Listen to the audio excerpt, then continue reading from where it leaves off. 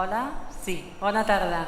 Benvingudes i benvinguts en esta quarta jornada de la Bienal de Pensament Ciutat Oberta. Ja portem uns quants dies i moltes hores de debats i Déu-n'hi-do encara tot el que queda, perquè la Bienal aplega un total de 124 activitats. La major part ocorreran des del passat dilluns fins al proper diumenge, però encara n'hi haurà unes quantes que cuejaran fins al desembre, o sigui que no patiu, perquè entre les que queden enregistrades perquè s'han fet per streaming i les que es faran passat diumenge no ens n'acabarem perdent tantes com pensem. Avui és un gran dia no només pels convidats que tenim aquí, sinó perquè hi haurà una de les grans perles de la Bienal, que és la nit de les llibreries. Per primera vegada i fins les 11 de la nit podrem entrar a 21 llibreries de la ciutat que han preparat recitals, lectures, tot d'activitats relacionades amb esta Bienal. Podeu dir que el dia potser no acompanya gaire, que us fa mandra, que esteu cansats. No hi ha excuses, perquè jo m'he mirat les 21 llibreries i aquí al cantó n'hi ha 3 que no us hauríeu de perdre. La Calders, la Carbonera, Espai Contrabandos. En acabar d'aquí a les 8, si tot va bé, a les 8:30 engeguen les llibreries, o sigui que us convidem a que aneu a fer el tomb. Sobre la taula d'avui, és germana, diguéssim, d'unes altres que ja s'han anat fent i que acabaran demà amb una taula sobre Barcelona al recinte modernista de Sant Pau i que vam començar amb Lisboa, després va ser el torn de Medellín, també Dakar i avui toca analitzar una mica la ciutat de Madrid. Tot això ho fem dins d'un dels 4 itineraris d'esta Bienal, és l'itinerari Ciutat Habitable, i el Carles Muro és el coordinador d'aquest itinerari i ara pujarà a l'escenari per explicar-nos una mica per què Madrid. Bé, bona tarda a tothom. Faré la presentació en castellà avui, aprofitant una mica que els 3 convidats són residents a Madrid, básicamente, 2 residentes a Madrid y una residente a Barcelona. Quería solo dar un poco de contexto a la sesión de hoy en relación a lo que ha querido ser este pequeño ciclo de debates en la ciudad. Se trataba básicamente de yo partido de 2 convicciones muy básicas, que no sé si las compartiréis. La primera es que la ciudad no existe. Y la segunda es que la conversación es una forma de conocimiento, de creación de conocimiento, que conviene fomentar en estos momentos y que realmente es muy necesaria en la sociedad contemporánea. Cuando digo que la ciudad no existe, lo que quiero decir es que solo existen las ciudades concretas, las ciudades en plural. Y por eso hemos propuesto una serie de debates, de conversaciones alrededor de una selección de ciudades concretas, con la intención de que, haciendo una especie de sumatorio de todas las ciudades, cada ciudad sería capaz de levantar, de despertar unos temas específicos y la suma de todas las conversaciones nos daría una imagen un poco más completa de la compleja condición urbana contemporánea. Para cada ciudad la idea era mantener un arquitecto y un no arquitecto. Ya hemos tenido varios comentarios sobre esta división del mundo entre arquitectos y no arquitectos, que es un poco arbitraria como puede ser, pero servía realmente también en relación a la conversación que mañana tendremos con Richard Sennett y su último libro, en la que hace una distinción operativa entre la ciudad construida y la ciudad vivida, y los que proyectan, transforman la ciudad y aquellos que la viven y la habitan. Y una vez más, los arquitectos también la vivimos y la habitamos, con lo cual es una distinción absolutamente operativa. Y en el fondo estas sesiones y toda la parte que he organizado de la Bienal quisiera habitar la frontera entre esas 2 ciudades, y cuando uno habita una frontera acaba por disolverla. Solo muy brevemente decir que, bueno, y como ha comentado ya Laura, empezamos con Lisboa. Los motivos los podríamos discutir luego con calma. Lisboa, Medellín y Dakar. Hemos estado ya en 3 continentes. Volvemos a Europa con Madrid. Cuando hablamos de ciudades, en el fondo también es para entender mejor la nuestra y bueno, yo creo que Madrid siempre es un referente para Barcelona, y muchísimas gracias a Iñaki Ábalos, buen amigo, a Pilar Reyes, que acabo de conocer, y a Mireia Luzárraga. Y os dejo ya con vosotros, no entretengo más. Muchísimas gracias de nuevo y hasta luego.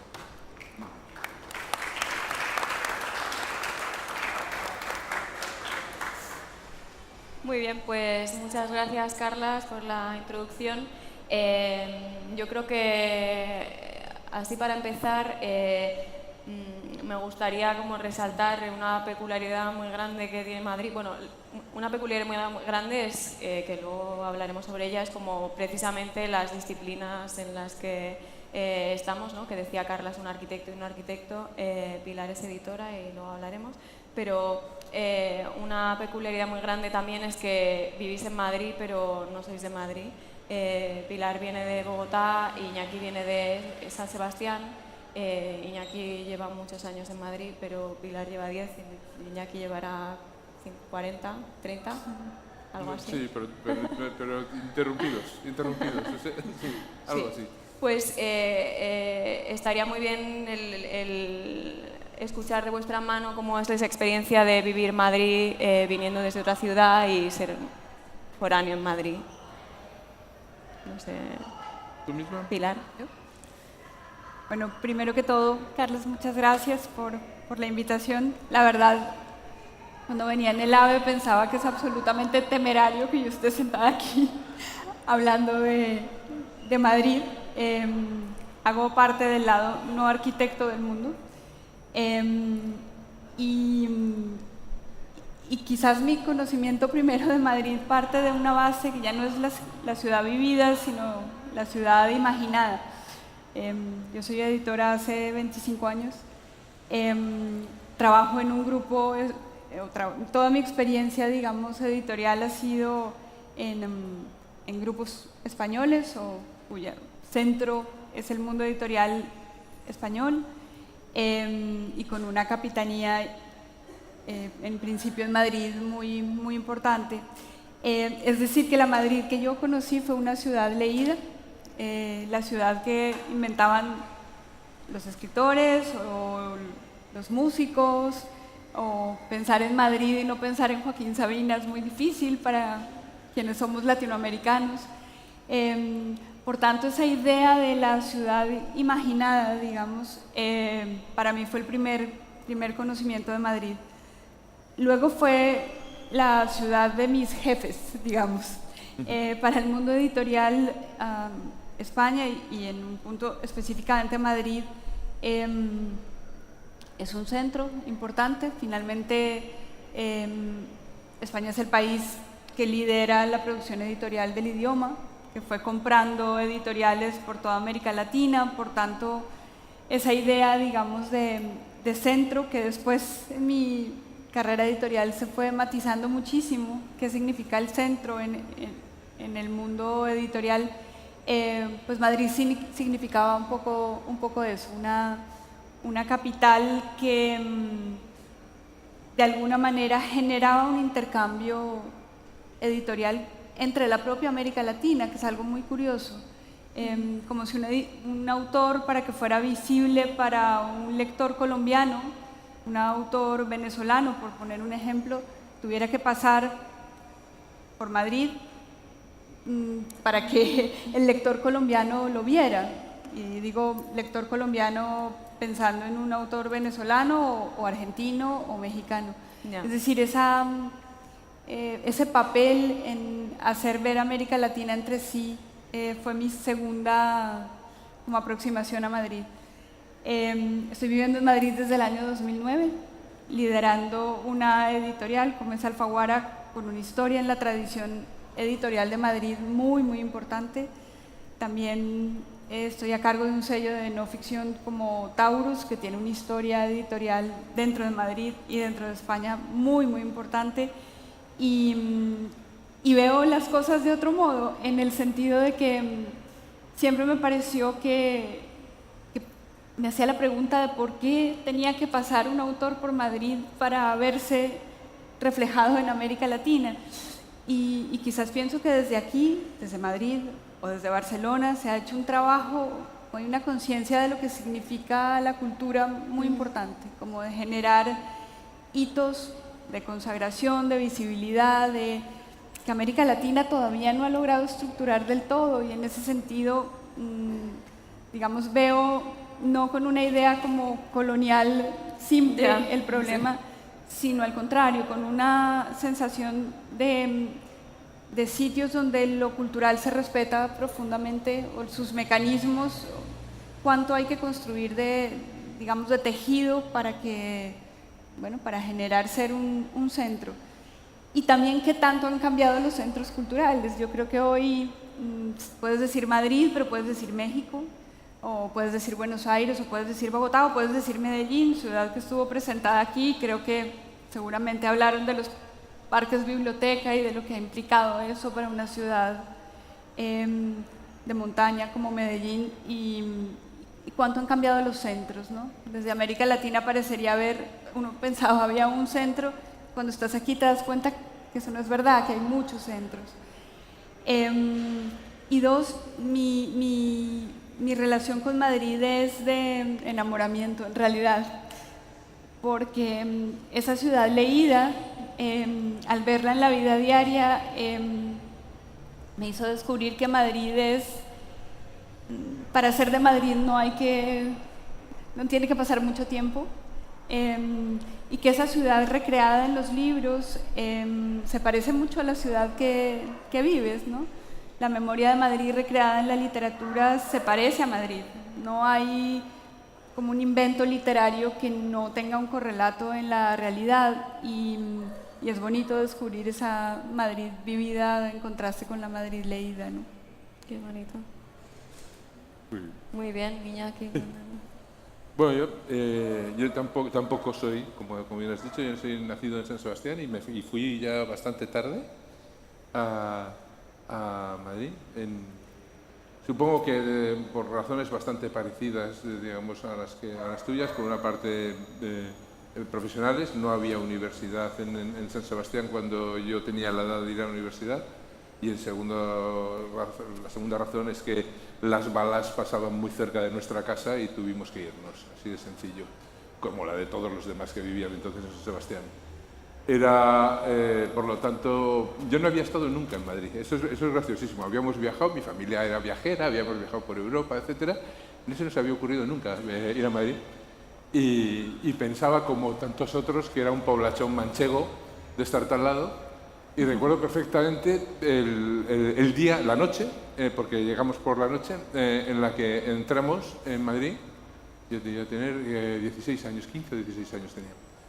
Y me quedé con la boca abierta, así de tonto, pues entramos por el eje de la Castellana y yo decía, coño, esto es una ciudad de verdad, ¿no? O sea, no tenía ni imágenes, yo no tenía ni imágenes de Madrid. Fíjate qué cosa, también qué catetos los de Donosti también, ¿no? Y la cuestión es que, pues un poco como yo creo que ha contado muy bien Pilar, la ciudad te recibe tan bien, que es tan rápido que a las 2 semanas ya estaba encantado con pandilla de amiguetes, con amiguitas, todo. O sea, todo el kit que un adolescente necesita para sentirse en casa, y hasta hoy, básicamente, ¿no? O sea, no tengo quejas de una ciudad que pide muy poco y da mucho, que es como muy manejable. No es una ciudad que demande demasiadas cosas, más bien todo lo contrario, es una especie de servicios permanentes, ¿no? Es decir, en tu manzana podrías no salir de tu manzana durante 15 años y tendrías de todo, ¿no? Y así bueno, aquí pasa lo mismo, ¿no? Pero multiplicado, pero con una diferencia, allí no es homogéneo. Madrid es un collage de muchas cosas. Todas funcionan, pero no está articulado compositivamente. Y eso desconcierta. Yo creo que a todo el que sea arquitecto o tenga alguna profesión, digamos, relativa a las artes, puede ser simplemente un periodista que habla de la ciudad, lo que sea, desconcierta porque es muy difícil. Yo creo que es muy difícil describirla o sintetizarla en pocas palabras. Pero me parece que es o sea, al final, o sea, digamos, como arquitecto siempre me ha preocupado cuando pues venían alumnos de otras universidades a visitar la ciudad, que vienen permanentemente, como a Barcelona, o dar charlas sobre la ciudad y tal. Y no tenía ni idea, durante mucho tiempo no tenía ni idea qué decir, pues me gusta, ¿no? O sea, y poco más, ¿no? Y hasta que entendí que precisamente esa especie de no diría fealdad, sino de no belleza, es lo que la hace tan a la mano. Y no solo lo hace a la mano, sino que lo hace que le da una categoría que me costó mucho tiempo darme cuenta cuál era, pero es una categoría que viene de estética, que viene de estética pintoresca, que es esa necesidad de un cierto grado de fealdad para que aparezca una nueva forma de belleza. O sea, digamos que yo creo que los autores pintorescos ingleses, esos que tenían sus fincas enormes y se paseaban entre grutas y templitos y cosas y cisnes y cosas de estas, fueron muy sabios al detectar que esa necesidad, que luego el siglo XX se llenó, basta decir Picasso para no tener que explicar nada, de esa necesidad de fealdad para generar para sacudir, ¿no?, la belleza y encontrar otra, ¿no? Y yo creo que es precisamente esa especie de deshabillé de la ciudad, ¿no?, lo que hace que tenga un atractivo cómodo, fácil, ¿no?, digestivo, diríamos, que no nos obliga a tener ningún protocolo, ninguna seriedad con ella, ¿no? Por ejemplo, yo vengo de San Sebastián, y acabo ya aquí, de una ciudad super cursi, la más cursi del planeta, es tan perfecta que da asco. Y ahora que ya es digamos, una residencia de tercera edad permanente, pues ya es más cursi aún, ¿no? Porque simula que si las tapas y que si lo otro, los pinchos y todo eso, pero ya es un parque temático, ¿no?, de millonarios franceses y extranjeros que vienen a gastarse dinero a tomar pinchos. Pero lo que quiero decir es perfecta, es bellísimo el entorno, es perfecto todo el casco, el tamaño es prácticamente el de un barrio, todo es perfecto, pero es bastante insoportable, ¿no? Y a cualquier vasco, sobre todo los que nos hemos ido y ahora volvemos, el tercer día yo me tengo que ir a un sitio un poco más chapucero, un poco más real, ¿no? Y es esa necesidad de realidad, que yo, por cierto, creo, y no quiero meterme en terrenos pantanosos, está muy bien reflejada en la literatura sobre la ciudad de Madrid, que hay una especie de placer en esa especie de deshabillé, como digo. Yo creo que es eso lo que la hace una ciudad muy, muy especial y muy acogedora para todos los que llegan. Yo quisiera decir algo respecto a lo que dices. Yo creo que viniendo de América Latina es difícil usar la palabra fealdad para describir una ciudad como Madrid. Yo la pondría en términos, por contraste, solo su dimensión, digamos, ya te hace sentir que no puede ser feo algo que tiene tu escala, ¿sí?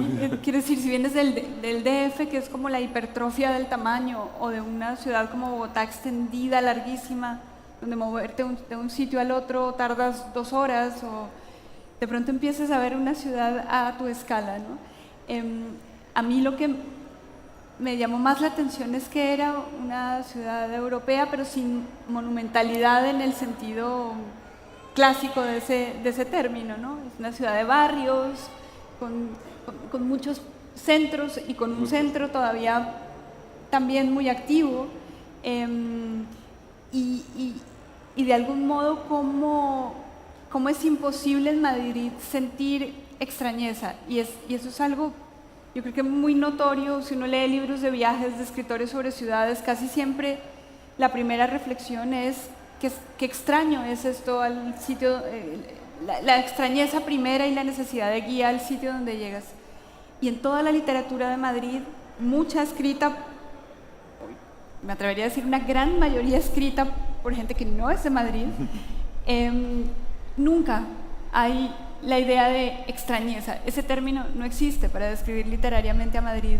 Es todo lo contrario, es como por homologación de alguna manera, ¿no? Y eso yo creo que habla generosamente de una ciudad, o la palabra generosidad puede aplicarse a la ciudad, donde dices, por lo menos la gente que llega de América Latina allí, o de toda la península allí, la siente cercana y propia muy rápido. Muy bien. Vale, y ahora yo creo que es obligado un poco hablar de nuestras disciplinas y cómo, porque es muy peculiar, ¿no? el que estemos aquí, una editora y un arquitecto, cómo de alguna manera pueden aparecer confluencias entre las dos, ¿no? Como si, por ejemplo, Iñaki, piensas que un pensamiento narrativo secuencial de cómo un usuario vive el espacio a lo largo del tiempo, cómo se relaciona con elementos más intangibles, puede influir a la hora de pensar la ciudad. Y, por supuesto, es eso, que la ciudad no la pensamos solo los arquitectos, sino que pues, tú venías a Madrid con unos imaginarios ya creados por escritores a través de la literatura. Si crees que la forma de pensar arquitectura influye sobre la narrativa, ¿no? Y luego también, pero yo creo que después de esto, yo creo que podríamos hablar también sobre, Iñaki, ¿no? Que estabas hablando de que Madrid es no articulado, pero sí que es verdad que has estudiado mucho Madrid y su periferia, ¿no? Y el hablar un poco también de la periferia como un poco motor de la ciudad, de engranaje y como metabolismo de la ciudad. Y creo que tienes unas imágenes que has traído y podríamos hablar también. Sí. Bueno, pero no sé, yo creo que no sé si se os ocurre una manera de hacer confluir las dos disciplinas, o si la narrativa puede ayudar a la arquitectura, o si la arquitectura de alguna manera influye en la narrativa. Bueno, yo no tengo como un pensamiento muy articulado al respecto, pero te podría decir que yo creo que la ficción lleva siglos condicionando la imagen que tenemos de las ciudades, ¿no? Que de algún modo, voy a poner un ejemplo personal y me excuso por eso, pero yo llegué a vivir a Madrid por azar, porque no lo pensé ni nada, a una casa que resultó ser una casa muy importante arquitectónicamente en Madrid, que es la Casa de las Flores. Ay, qué bonita. No está mal. Yo llegué a vivir allí y me sorprendió primero ver una estructura en ladrillo. Yo vengo de una ciudad hecha en ladrillo, una ciudad roja que contrasta con el verde de la montaña. Y no, en mis muchos viajes a Madrid antes nunca había sido tan consciente del protagonismo del ladrillo, por ejemplo. Y encontraba, no sé, en cómo están encalados, cómo está el encalado del ladrillo en ese edificio que era casi artesanal. Me sorprendía muchísimo, no había una repetición, no había un patrón, no, siendo una estructura, y eso aquí me estoy metiendo a hablar de algo que no, pero bueno, digamos, como sorpresas que me producía ese edificio. Y de pronto descubro que en ese edificio, cuyo nombre hay mitos dentro de nuestra propia comunidad, de si se lo puso Neruda o no se lo puso Neruda, Sí. Vivió allí, Neruda. Pablo Neruda, y le tocó vivir el momento más triste de ese edificio, que fue cuando fue bombardeado durante la guerra. El frente estaba en la ciudad universitaria, en el barrio de Argüelles. Cuando ves el edificio, no ves rastro, hay una pequeña como nota, hay una escultura muy pequeña en la esquina de Hilarión Eslava con Rodríguez San Pedro, donde se alude a Pablo Neruda. Pero tú no ves la historia detrás, la memoria de lo que pasó en ese edificio. ¿Dónde está la memoria de lo que pasó en ese edificio? Si lees el poema de donde nace la idea de que esa casa se puede llamar la Casa de las Flores por Neruda o no, ¿dónde está al principio? No, Neruda dice: vivo en Madrid en una casa llena de flores, y esa casa se llama así. Sigues leyendo el poema y descubres que en esa casa él llega a ese edificio por Rafael Alberti.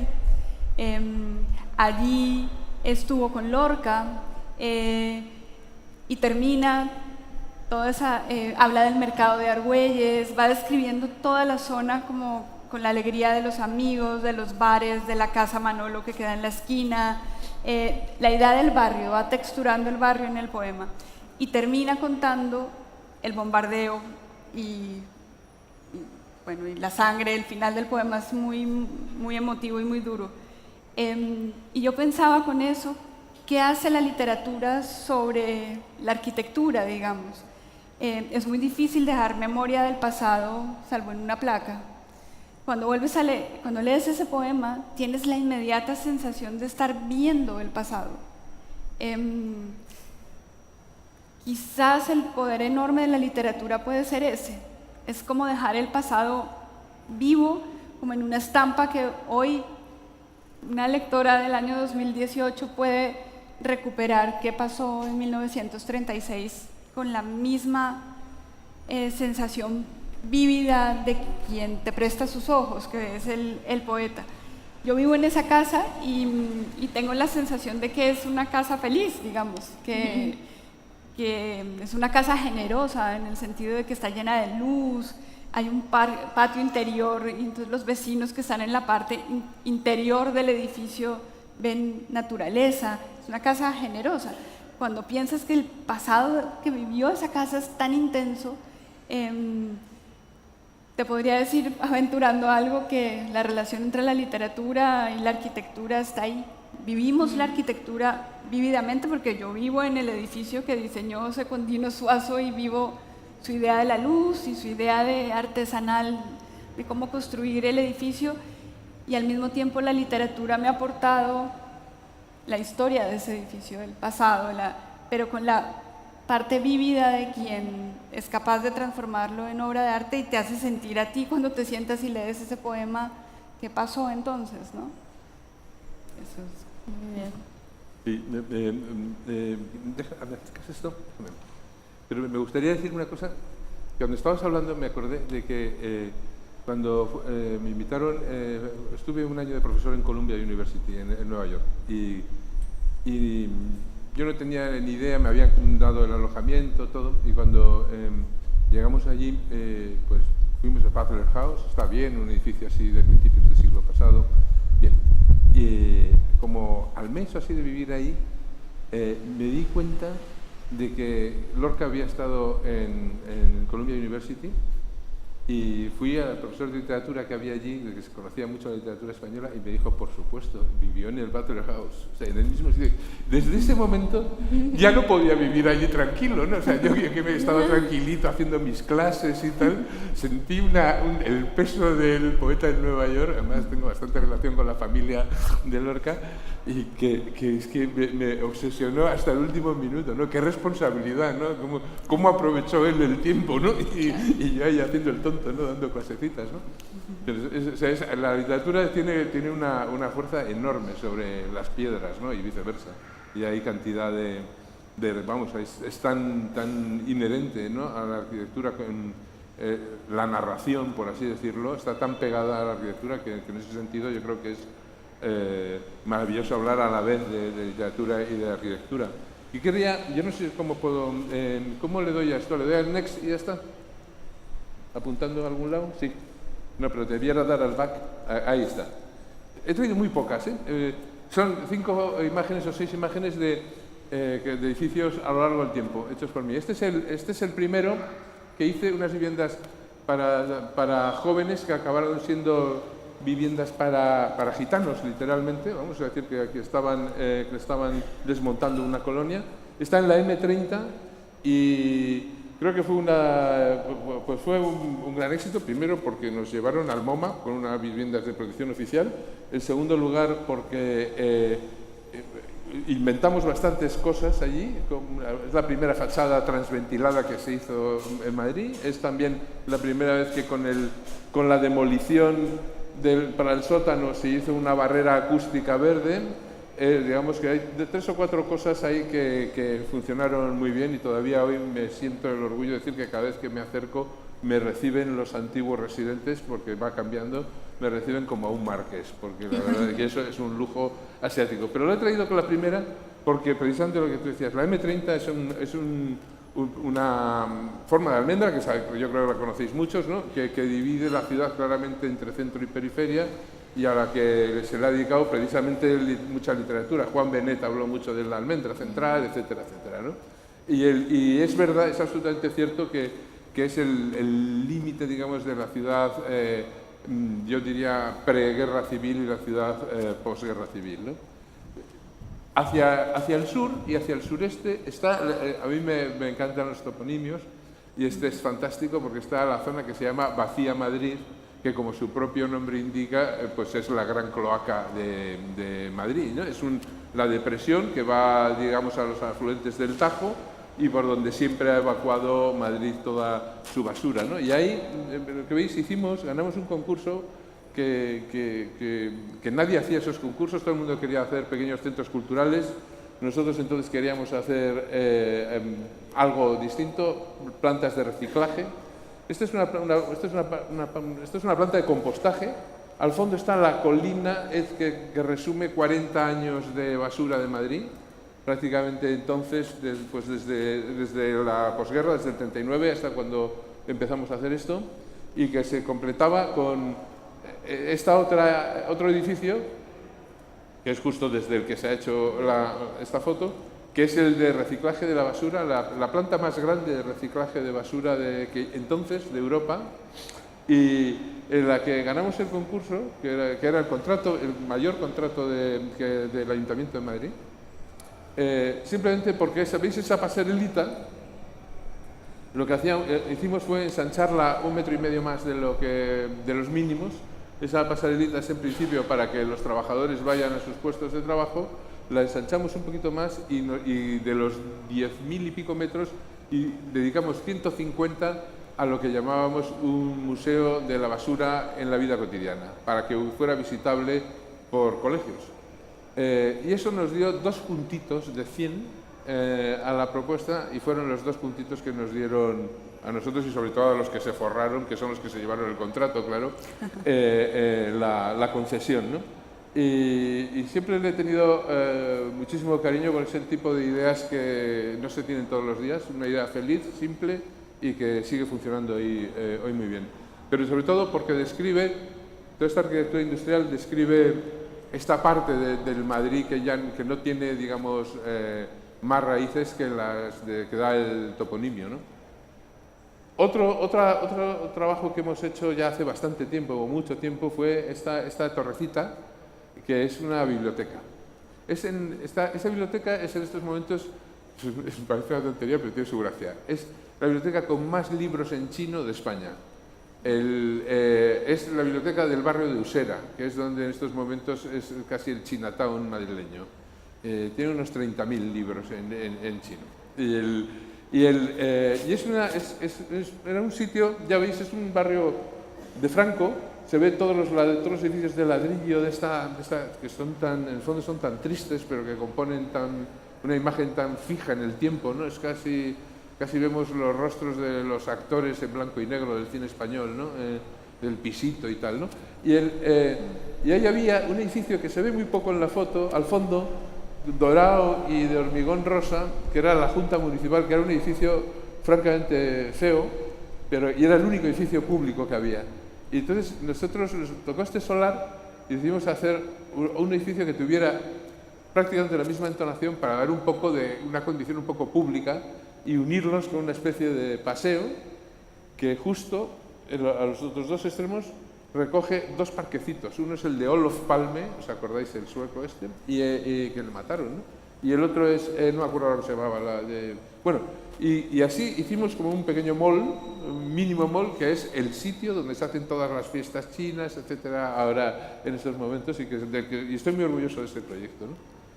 Este ya es el anillo de carreteras, vamos a decir, pijo.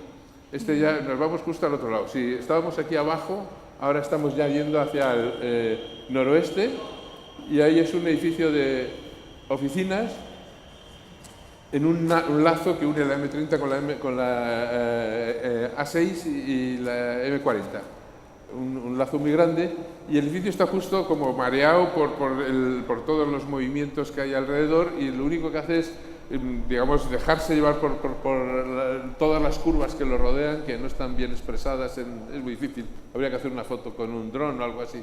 Y tener unas enormes cristaleras que tienen una de las mejores vistas sobre Madrid, ¿no? Que es un edificio bastante sencillo, pero que también creo que sabe responder pues, a esta condición metropolitana de Madrid, o sea, es decir, a los distintos paisajes que hay y los distintos programas que hay, ¿no?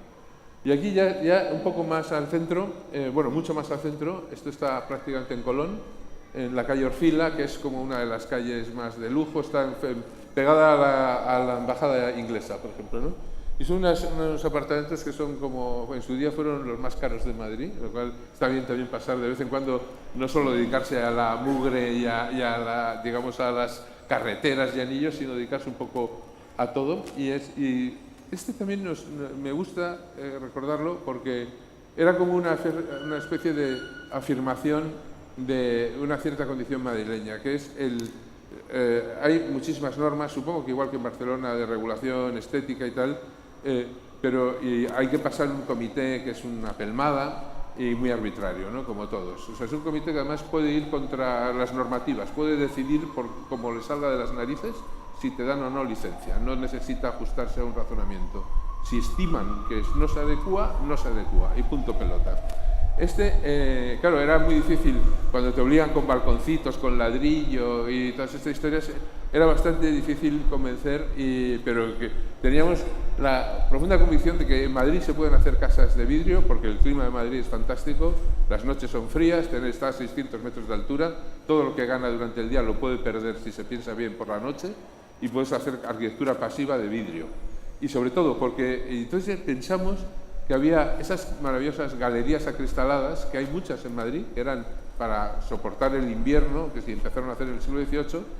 Entonces nos dedicamos a un becario que teníamos en el estudio a pasearse por todo Madrid, que era buen fotógrafo, haciendo como 200 fotos de las galerías. Y la presentación nuestra al comité fue las 200 pasadas así, pim, pim, pim, pim, pim, pim, pim, pim, pim, y luego decimos, y hemos hecho esto, pum. Y nos lo aprobaron, allí mismo. Y entonces lo sacamos y en realidad esas rejas esconden grandes ventanales que se deslizan y estás como en una especie de Carmen de Bizet, ¿no? Estás ahí detrás de la reja y se supone que tu amante está abajo enamorado, ¿no? Y ya para acabar, estamos en el centro centrísimo de Madrid, estamos haciendo como una espiral así, pum, y llegamos al Retiro, que es una belleza y que es el sitio. Ese sí que es un patchwork, ahí sí que todo el mundo es igual, es excepcional. Y había un centro deportivo bastante maltrecho y un galpón que servía de vestuario y almacén y convencí yo a la gente porque me gustaba mucho el Retiro y decía, vaya chapuza. Fui a hablar con la gente de deportes del ayuntamiento y les dije que tenían que hacer algo. Hicieron un concurso que para los metros que había, porque es intocable el Retiro, tiene todas las normativas de Europa encima. Entonces, con esos metros conseguir hacer un gimnasio y un sitio donde se cambiara la gente y tal, ¿no? Y hicimos un proyectito muy tontito que es esa cajita, que en realidad tiene una referencia a cómo todas las ermitas y pabellones que había en el Retiro desde su origen tenían esta forma de arte topiaria. Sabéis que el arte topiaria pues, se hace haciendo arquitectura con vegetación y entonces digamos que aprovechamos para hacer una especie de arte topiaria neomoderna, vamos a decir así. Y nosotros pensábamos que iba a ser un concurso que iba a ir 200.000 personas. Fueron 3 concursantes, esos son los que más gusto dan, ¿verdad? Y lo ganamos, porque éramos los mejores sin lugar a dudas, los otros eran una chapuza. Sí. Y fue un placer de poder construir algo en el Retiro que a la vez habla de la tradición del Retiro y habla también del uso que se hace hoy del espacio, ¿no? De la actividad física y del respeto y a la vez la modernidad conviviendo juntos, ¿no? Y eso es mi recorrido. Muy bien, muy significativo, ¿no? De Madrid. Al principio que empezabas como solo por fuera del M30, digo, a ver si solo se queda fuera, pero muy bien. Y esto de Valdemín Gómez, que yo creo que es como justo lo contrario que lo de Donosti, que es todo precioso. No, vamos a enseñar la mierda y yo creo que es como un éxito, ¿no? El entender esta periferia como motor de engranaje y como infraestructura de la ciudad. Como un sitio, o sea, lo que teníamos ahí del Retiro es exactamente igual que lo de Valdemín Gómez. Claro. Eso es lo que me gusta a mí, es decir, que se puede trabajar hoy como arquitecto con dignidad, con los mismos recursos en cualquier contexto, teniendo un poco de cuidado simplemente, ¿no? Maravilla. Yo creo que hay una cosa interesante en el dibujo que hacías ahora, que tiene un correlato en la literatura que creo que es llamativo. Nosotros el año pasado publicamos un libro que se llama Escrito en el cielo, una antología hecha por los hermanos Casariego, hijos de arquitecto, ahí hay una correspondencia, que tenía, Madrid era la ciudad invitada a la Feria del Libro de Barcelona, de Guadalajara el año pasado. Y la idea era un poco ver cómo era la Madrid leída, cómo se había repensado la historia de Madrid desde la literatura. Y hicimos una selección de más o menos 100 novelas escritas a partir de 1977 que hubieran hablado sobre Madrid. Y de ahí salían cosas increíbles en términos de, digamos, de intentar concluir algo sobre el imaginario sobre Madrid. Uno, que el porcentaje de escritores que no eran de Madrid era altísimo, altísimo. Creo que rescatamos a Almudena Grandes como madrileña y muy poco más. Era una ciudad construida con gente que no era de ahí. Eso es una primera cosa que llamaba muchísimo la atención. Lo segundo era la voluntad de pensar la historia de Madrid del último siglo. Desde, qué sé yo, Jorge Edwards hablando de Alfonso XIII hasta Alfredo Bryce Echenique, de los festejos para conmemorar el 98 hasta... Y en este dibujo que tú haces ahora aquí, creo que hay una tercera conclusión que es muy interesante, cómo se va moviendo, digamos, el interés simbólico en la ciudad. Te ponen unas palabras así un poco, pero cómo pasa, no sé, desde ser la Gran Vía, Alcalá, incluso la Puerta del Sol, la zona para literaturizar, de alguna manera, cómo la Madrid que describe hechos de los años 70 se desplaza a un barrio, por ejemplo, como Prosperidad, que ahí es muy interesante, desde Luis Landero hasta un libro maravilloso de Juan José Millás que se llama El Mundo. Pero en los últimos libros, nuestro libro se cierra con una novela de Elvira Navarro que se llama La Trabajadora. Es una novela que pasa tras la crisis y el universo que se construye es Aluche. Yo creo que la literatura va dando cuenta también un poco de esto que estás describiendo del movimiento de la ciudad. Madrid es una ciudad de barrios y yo creo que como el universo literario, el universo simbólico se ha ido moviendo a medida que la ciudad y las condiciones de la ciudad lo han hecho. Y eso era muy palpable en este viaje, digamos, por la literatura hecho en esas 100 novelas que habían pensado Madrid. Vale. No sé si tenías unos textos que querías... Sí, pero creo que estamos mejor conversando que ¿Sí? leyendo, Vale. ¿no? El formato... No, había seleccionado 10 estampas de Madrid de ese libro, como que iban contando todo el siglo, pero creo que leer no tiene mucho sentido. Los invito a que vean ese libro, que la verdad fue un ejercicio muy, muy bonito y le da a uno una noción de qué hace la literatura sobre una ciudad, sobre construir los hechos históricos de una ciudad, sobre construir los ambientes de una ciudad. No sé, leer a Almudena Grandes describiendo el cielo de Madrid es una cosa, uno entiende de dónde nacen o se reafirman, digamos, determinadas ideas sobre una geografía. Porque la literatura en eso tiene un poder que es alucinante, ¿no? Como de generar realmente entornos entornos empáticos, por decirlo de alguna manera, y que tienen en ese sentido un poder gigantesco. Vale, pues yo creo que podemos hablar de, ya como metiéndonos en Madrid, que durante los últimos años ha sido un foco de activismo cultural y político, ¿no? Ha habido el movimiento, es como obligado a hablar de esto, aunque supongo que se habla en todos los sitios, ¿no? El 15M, que ha pasado de las calles, o sea, la ciudad es un espacio de disputa política siempre, ¿no? Y el espacio público, pues más, ¿no? Entonces ha sucedido esto que es el 15M, que se ha replicado en muchos otros sitios y Madrid ha sido como un foco de atención muy importante. ¿Cómo veis que ha evolucionado el Madrid desde el 15M o desde algún otro acontecimiento cultural hasta ahora que ha pasado a la escena política? Bueno, pues yo creo que ha evolucionado de una forma bastante parecida a casi todas las ciudades, digamos, europeas, yo diría, otras ciudades importantes, en el sentido de que ha habido como una especie de intento de modificar los patrones de uso del suelo, adaptarlos a unas demandas que supuestamente no estaban cubiertas, en fin, este tipo de cosas que generacionalmente van pasando de una forma cíclica.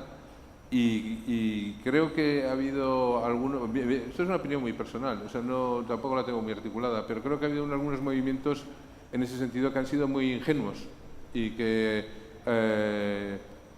se han enfrentado malamente a la realidad. Muy ingenuos en el sentido de confiar en exceso, quizá por contraposición a las grandes palabras de la antigua política, en las acciones pequeñas, en el microurbanismo, por ejemplo. Este tipo de palabras de la recuperación de pequeños barrios, etc. Yo creo que el Madrid ha perdido muchísimas oportunidades embebida en unas políticas retóricas bastante poco bien articuladas desde el punto de vista de la realidad de los procesos de construcción. Me refiero, por ejemplo, hemos perdido como idiotas una oportunidad de oro para Madrid que ha sido, y que sigue siendo, pero ya es tarde, el Brexit. O sea, lo hemos perdido brutalmente. Era la única ciudad de Europa que tenía un plan de 3 millones de metros cuadrados de oficinas perfectamente puesto al servicio del capital. Nos guste o no, al norte de la ciudad no afectaba, digamos que en alguna medida estaba al margen de lo que es el casco histórico, o sea que no tenía grandes repercusiones, porque estaba bien comunicado, tenía 3 líneas de metro, en fin. Y por una visión un poco miope, yo diría, pues se ha convertido en un urbanismo de barrio, lo digo entre 80 comillas, un urbanismo de toda la vida, vamos a decirlo así, ¿no? En el que hay 2 torrecitas un poquito para no quedar como muy timorato, ¿no?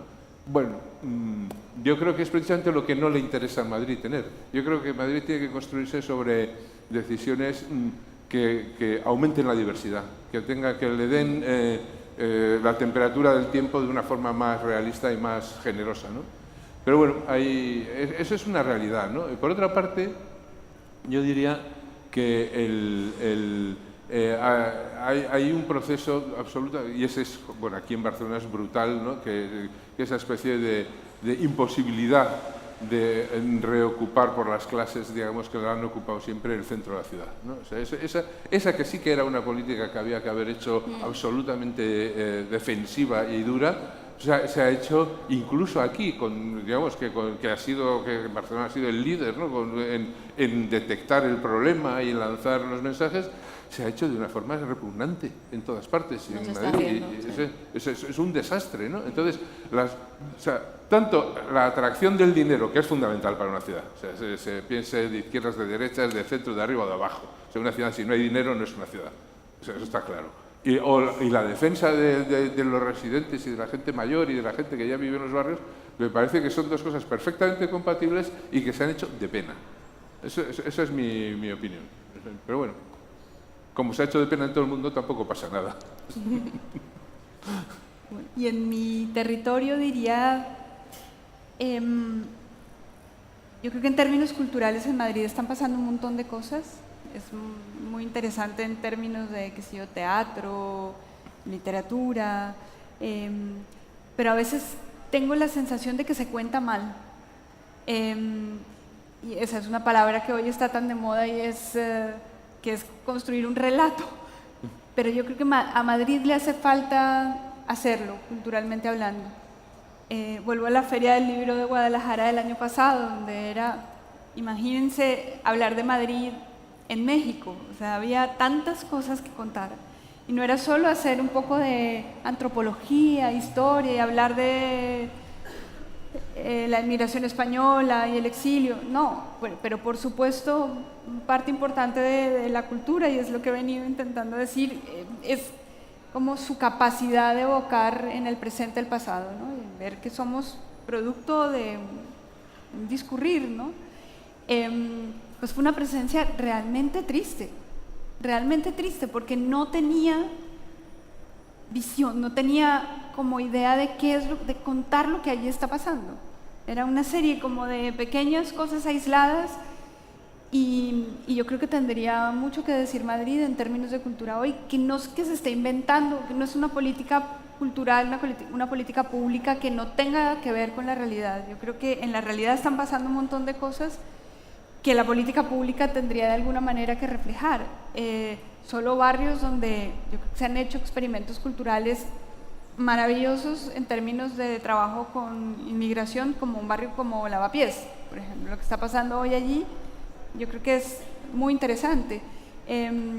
¿Cómo contar eso? ¿Cómo contar, no sé, Barcelona es un ejemplo, no por lo mismo, no porque se lo invente, sino porque aquí ha pasado, como la relación del libro y Barcelona, yo creo que es algo que no solo ha existido, sino que se ha fomentado, se ha contado bien, se ha hecho como materia de la actividad pública y de todos los actores que influimos en las industrias culturales.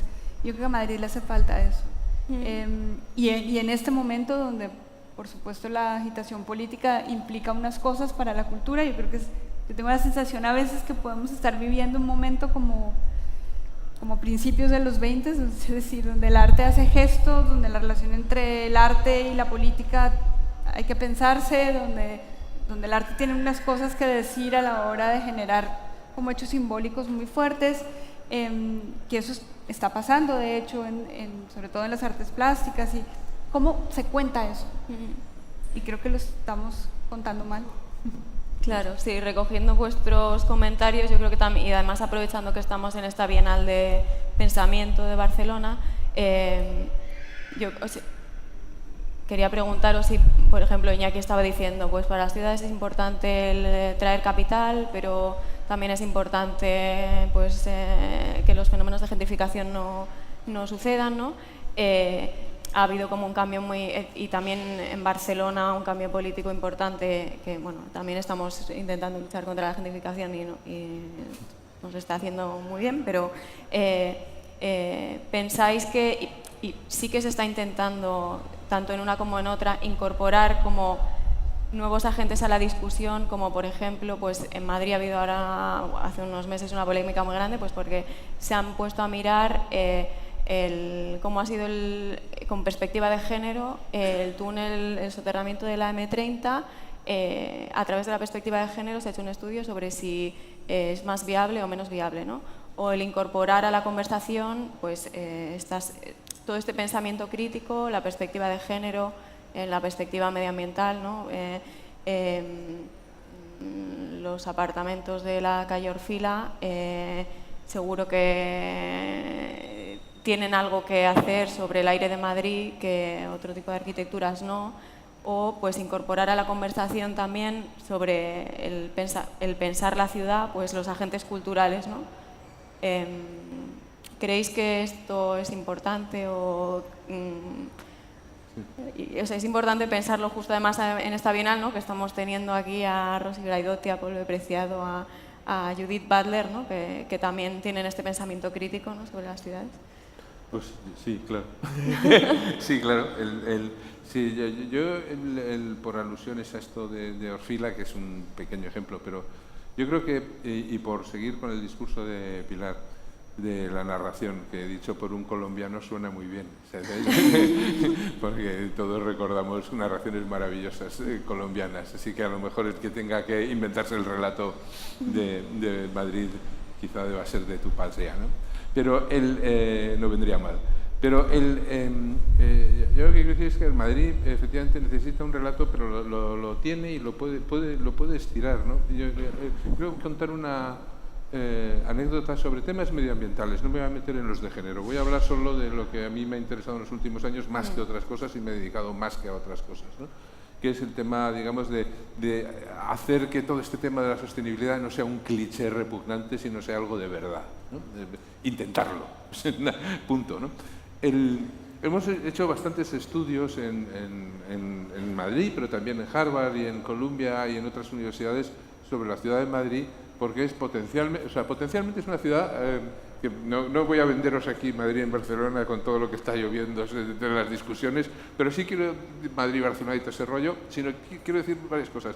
Es probablemente la primera ciudad que se eligió su capitalidad exclusivamente por razones medioambientales. Es decir, había una razón geoestratégica que era tener una ciudad que fuera la capital de España cerca de todos los sitios, como París, como el Hexágono. Más o menos la zona estaba entre Toledo, Valladolid, etcétera, etcétera, y se convocó a una serie de expertos médicos, franceses, italianos, españoles, árabes, y fueron durante 3 o 4 años, estuvieron decidiendo dónde localizarlo dentro de ese límite geográfico. Y Madrid fue elegido porque tenía el agua más limpia y sus habitantes eran los más longevos y con mejor salud.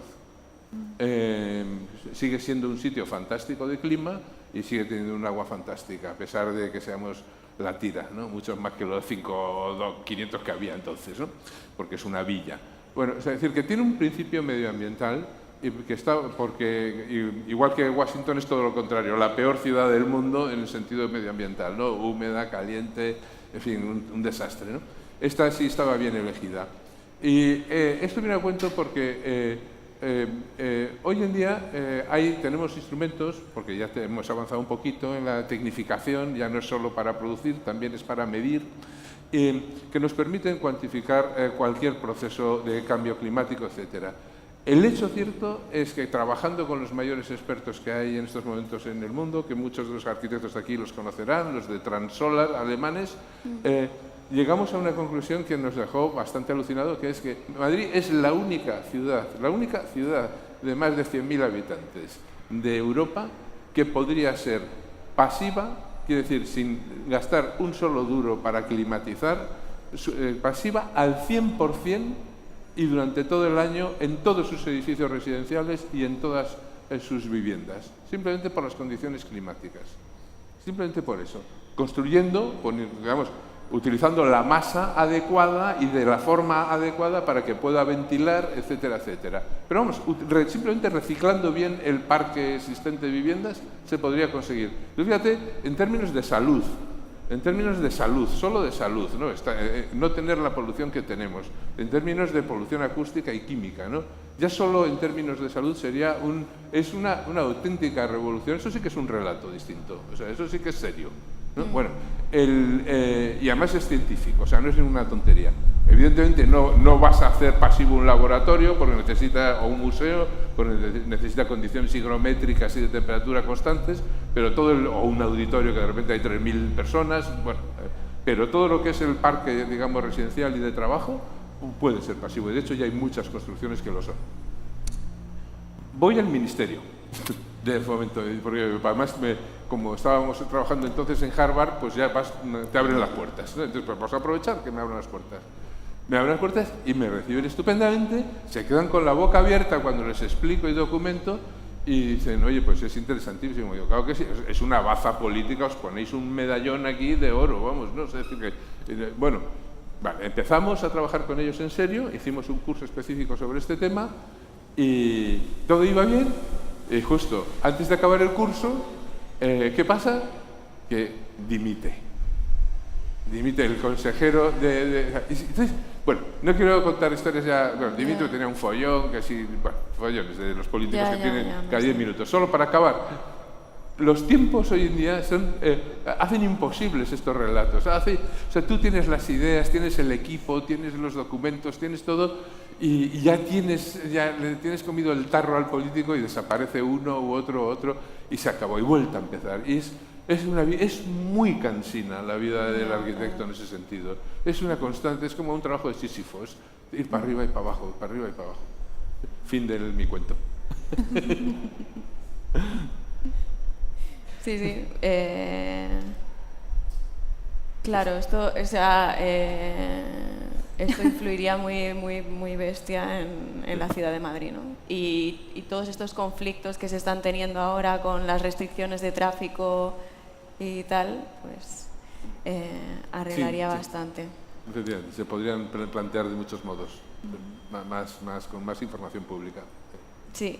Es que me están diciendo que podemos dar paso a las preguntas. Vale, es que tenía más temas, pero nos han pedido que haya como unos 25 minutos de una media hora de preguntas. Entonces, la operativa que llevan haciendo estos días, que dicen que tiene mucho éxito, es que hacemos como nos hacen las preguntas, nos acordamos de ellas, o yo las apunto y os las recuerdo después, y las contestamos todas de golpe. Muy bien. ¿Hay alguna pregunta? Si no, seguimos. ¿Sí? Ahí hay una. Sí, ahí, ¿no? Espera un momento. Un momento. Ahí te traen. A ver, yo conozco, yo vivo en Barcelona, pero conozco Santa Coloma de Gramenet por haber trabajado allí. Entonces, cuando voy al camping de Madrid y visito, ¿cómo se llama? Y visito Canilejas, siempre me pregunto cómo es que Canilejas no tiene ayuntamiento propio. Depende de Madrid. Si no le iría mejor, por ejemplo, Santa Coloma ha hecho una transformación muy importante porque ha tenido un ayuntamiento que ha luchado por la ciudad. En cambio, Madrid tiene muchos pueblos. Y no lo digo porque por la expansión de Madrid, lo digo por cosas más prácticas, ¿no? Esto, quería preguntar esto. Muy bien. ¿Hay más preguntas? Sí. Ella y él. Tenemos a... Hola, muchas gracias por la conversación, ha sido muy interesante. Yo como residente en Barcelona, pero también de fuera, de Bilbao, en competencia con San Sebastián, me gustaría saber qué creéis que Barcelona tiene que envidiar de Madrid o podría emular de Madrid y viceversa. Provocando, ¿eh? ¿Y alguna más? Ella, ¿no? Sí. Yo antes he hablado de toda una labor de integración en lavapiés a través de los inmigrantes. Querría que me lo desarrollaras más, que me lo explicaras más. Nada más. Gracias. Uy, espera. Que ya se me olvidó. Gracias.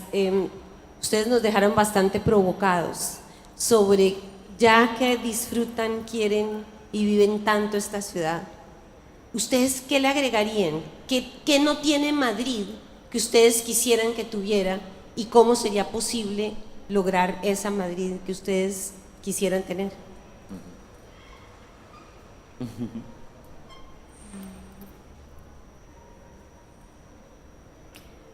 ¿Alguna más? ¿O pasamos a...? Pues hablamos de de los barrios y los municipios y los alcaldes y los... No tengo prácticamente nada que decir de esa... O sea, entiendo bien el problema porque realmente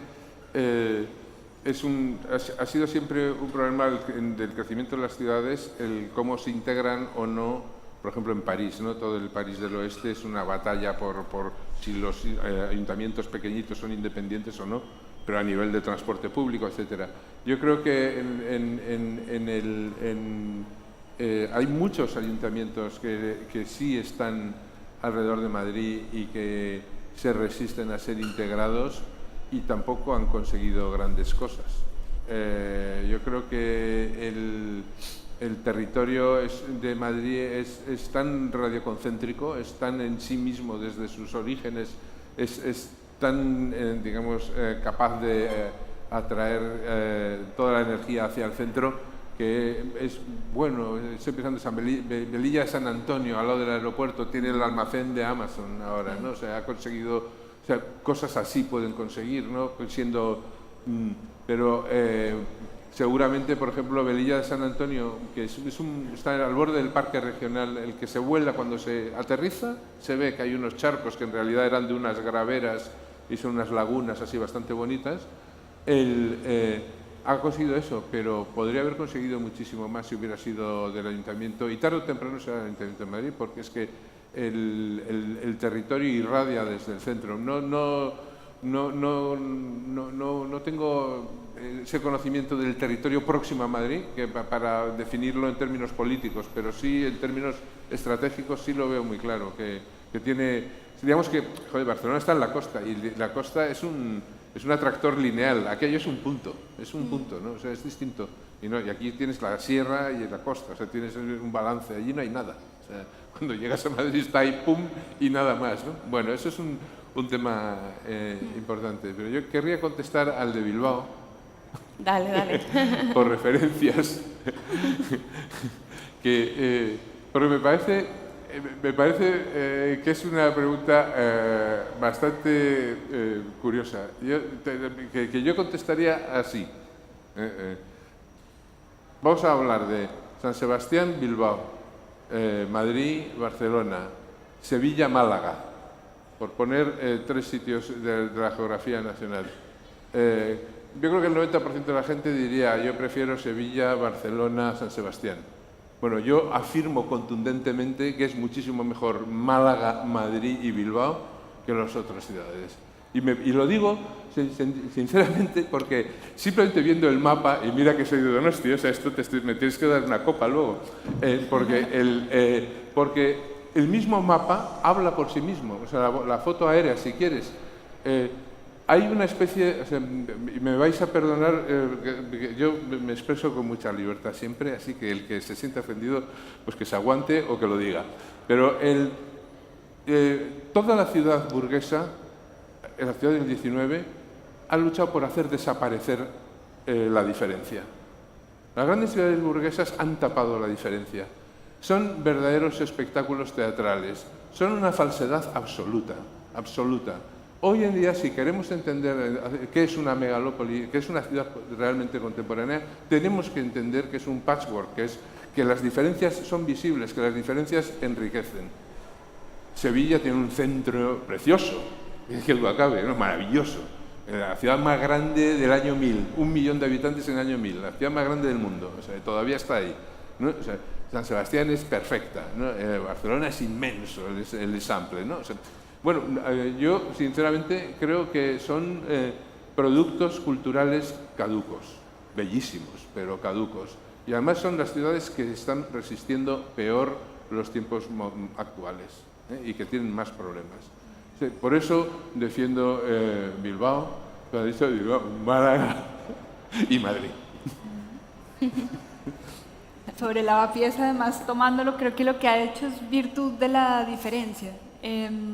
Desde, no sé, la oferta de restaurantes, tú encuentras chinos, indios, hasta, no sé, ahí hay una sede teatral liderada por un ex Sala Beckett como José Sánchez Sinisterra, que está tomando testimonios de una cantidad de gente que vive en el barrio y haciendo de eso piezas, pequeñas piezas teatrales como de teatro realista, digamos, pero llevándolo, volviendo la vida parte como del universo de la escena.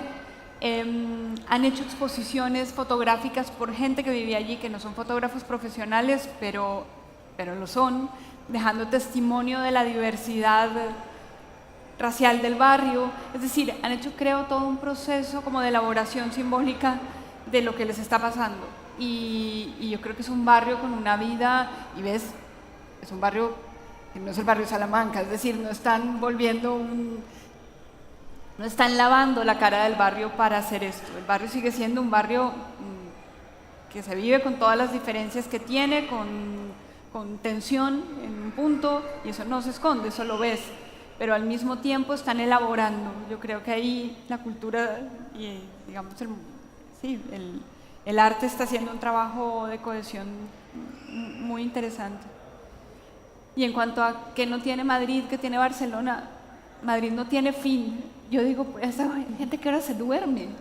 Es una ciudad que no para. Yo vivo en un barrio universitario y la verdad sospecho que la gente no está yendo a estudiar, porque es que es algo alucinante. Cuando llegué pensé que era el verano, que es tan estupendo y que por eso... Y no, Madrid no tiene fin. Y yo creo que tampoco ha entendido que uno puede cenar anochece a las 10 de la noche. Es imposible que en verano alguien te diga que quedas a cenar si no ha anochecido. Entonces quedas a cenar a las 10 de la noche y sales a las 2 de la mañana. Y en ese sentido yo creo que a veces debería aprender a dormir un poco. Está muy bien. Sí, bueno, yo con esto de Santa Coloma solo decir una cosa, es que yo soy de Madrid, pero llevo ya 10 años viviendo aquí y lo que creo que es el choque brutal entre una y otra es el modelo tan distinto en ese sentido, o sea, el modelo de asociacionismo, de lluita de barris que hay en Barcelona. Madrid es muchísimo más centralista, ¿no? Gracia quiere tener también su propio ayuntamiento y es un barrio, es que sería Lavapiés casi, o sea, es centro. Pero es una mentalidad muy distinta. Eso me cuesta mucho explicarlo en Madrid y cuesta entenderlo aquí. Pero no sé si hay más preguntas. Sí, ya está. Un segundo. Sí. No, que es... hablamos de una ciudad, pero podríamos hablar de cualquier ciudad. Mi pregunta es, ¿qué hacemos con los automóviles?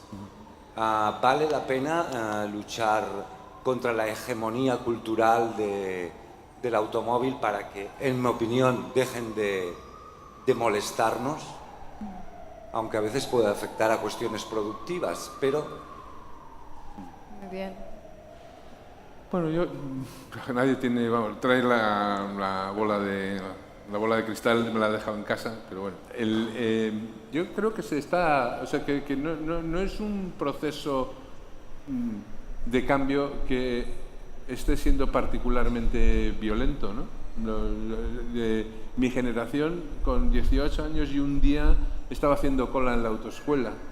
O sea, yo no conozco mis hijos ni los amigos de mis hijos. O sea, 1 de cada 20 ha sacado el carnet, ¿no? O sea, es decir, y no tiene ninguno, aspira a tener coche bajo ningún concepto, ¿no? O sea, pero bajo ningún concepto. O sea, que yo creo que el tiempo los está sacando, ¿no? O los está convirtiendo en eléctricos y de alquiler, ¿no? O sea, es decir, que yo creo que es un proceso bastante rápido. Hay peleas en la Gran Vía, lo van a quitar de la Gran Vía. Bueno, ha habido peleas siempre con ese tema, ¿no? Pero son peleas pequeñitas, ¿no? No creo que sean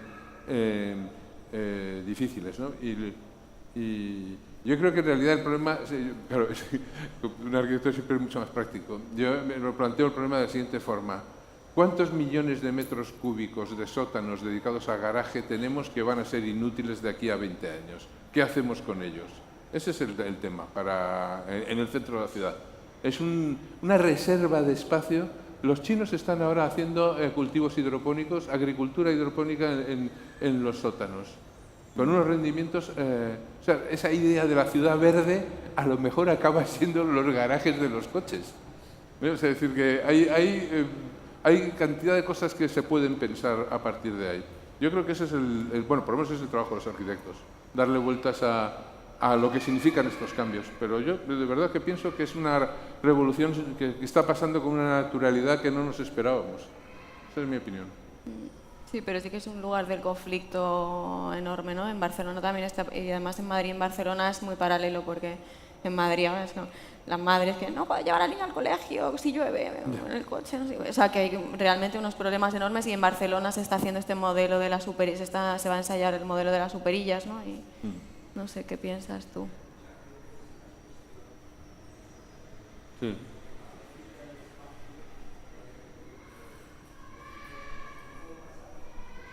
Por eso hablaba de la hegemonía, porque tú pones la televisión y lo que hay es propaganda absoluta de que el automóvil es un chirimbolo que te da libertad y yo no lo creo así.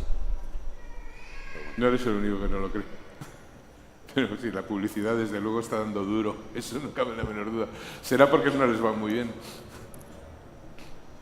No, yo sobre el tema no tengo una opinión salvo la de ciudadano total, pero y por contraste, porque hablar de tráfico, de tiranía del automóvil en una ciudad como Madrid o como en la ciudad en que yo nací, estamos hablando de dos proporciones absolutamente distintas. Entonces, no sé, una ciudad como Bogotá, si no tienes un coche, realmente vives una ciudad aún más inhóspita, porque el transporte público es pésimo, porque una de las cosas que yo agradezco de Madrid, el metro de Madrid, a mí me parece que le deberían poner un monumento mundial, porque uno tiene la sensación de que se mueve con una, o sea, la sensación de que vas, he dicho que pienso que es una ciudad de barrios, pero al mismo tiempo de que es una ciudad, es decir, que te está a tu alcance porque todo está conectado.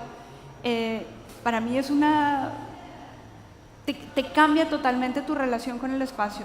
Pensar en Bogotá sería impensable, o en Medellín, una ciudad en determinadas zonas sin garajes. O sea, sería imposible. Lo que costarían los pisos sería la mitad si no tuvieran un garaje. En un centro como el de Madrid, sencillamente eso no aparcas en la calle o no. Así que las escalas son como muy distintas del problema, pero yo estoy contigo en que creo que está habiendo una revolución. La gente joven ya no siente que tenga que comprar un coche para demostrar que tiene X estatus. Yo creo que eso se está generando un movimiento muy rápido y yo creo que muy fuerte, y que será distinto, no sé, eso como se reinterprete luego en de algún modo, configuración de las ciudades, pero que está cambiando, sí, muchísimo. Sí, yo creo que es interesante que Iñaki antes decía que ahora se puede medir todo y no sé qué, pues y decíamos de cómo incorporar más agentes a la conversación, ¿no? Pues que los miligramos de partículas, de cierta partícula en el aire afecten sobre nuestras vidas, ¿no? Cuando hay estos miligramos ya no podéis conducir, ¿no? Y yo creo que es una cosa interesante, ¿no? Que veamos que es que realmente está pasando esto en el aire y que forme parte de la conversación, por más que nos moleste, ¿no? Bueno, ya, ¿no? No sé si estamos... ¿Más preguntas tenemos o...? Ya está, ¿no? Cierra. Bueno, pues yo quiero darle las gracias a Pilar por haber aceptado, porque yo la he liado para venir aquí prácticamente como una cita a ciegas, casi sin conocernos, y ha sido un placer enorme de poder hablar de literatura y de arquitectura contigo. Muchas gracias. Yo creo que nunca antes había estado tan inhibida para hacer un acto público, porque decía, ¿qué voy a hacer yo hablando de Madrid? Sí, pongamos que hablo de Madrid, sí. No, un placer. Muchísimas gracias, está muy bien.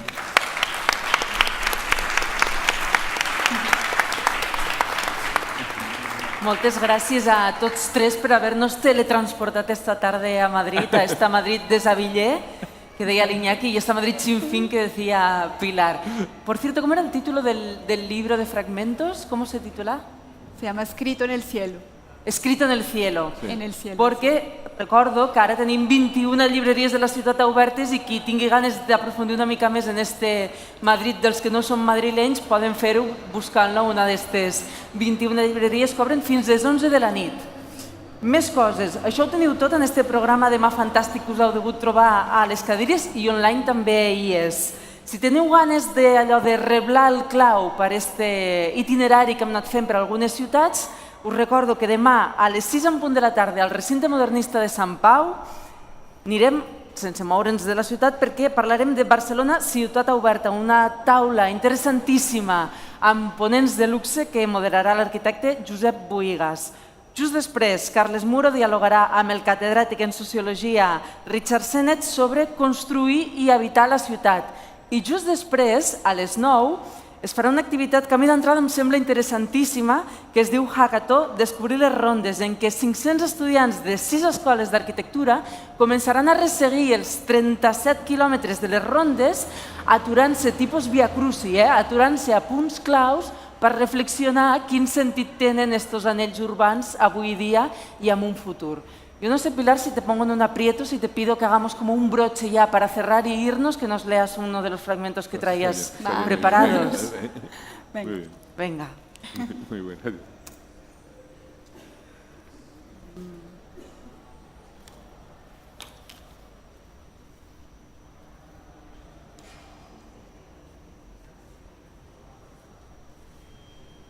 Bueno, este es un fragmento de El balcón en invierno de Luis Landero.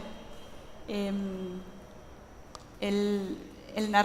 narrador pertenece a una familia de labriegos en Extremadura y es su llegada a ese barrio de la prosperidad en Madrid. Me parece especialmente bonito para hablar de Madrid.